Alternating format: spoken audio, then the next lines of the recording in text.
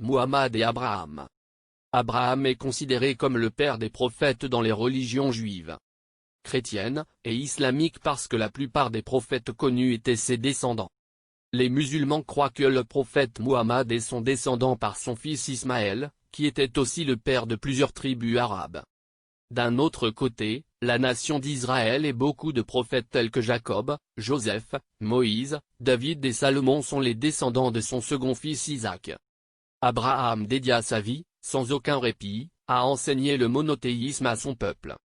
Le Saint-Coran mentionne Abraham fréquemment et indique qu'après avoir fait l'effort de rechercher la vérité et reconnu l'unicité de Dieu, le seul Dieu, Abraham fit preuve de sa sincérité, son honnêteté, sa reconnaissance et son obéissance à Dieu, avec pragmatisme.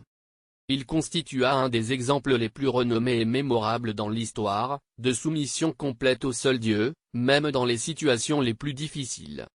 Qui donc professe une meilleure religion que celui qui se soumet à Dieu, tout en faisant le bien et en suivant le culte d'Abraham, ce monothéiste exemplaire dont Dieu a agréé l'amitié. Le Coran, 4.2.125. C'était un homme authentique, qui fit preuve d'une obéissance exemplaire à Dieu. Et c'est ainsi que d'après le Saint-Coran, Dieu fit d'Abraham son ami, un membre d'une élite dans ce monde et un des justes dans l'au-delà, verset 125, chapitre 4 et verset 130, chapitre 2. Il le guida vers la bonne religion et le fit imam, c'est-à-dire meneur d'hommes, verset 124, chapitre 2, et le décrivit comme une nation, verset 120, chapitre 16. Abraham est honoré par les musulmans, car il est celui qui leur a donné leur nom de musulmans et eux ceux qui croient en Dieu unique et s'y soumettent, verset 78, chapitre 22.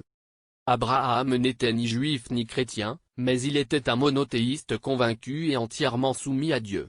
Il n'a donc jamais appartenu au clan des païens. Le Coran, 3.2.67.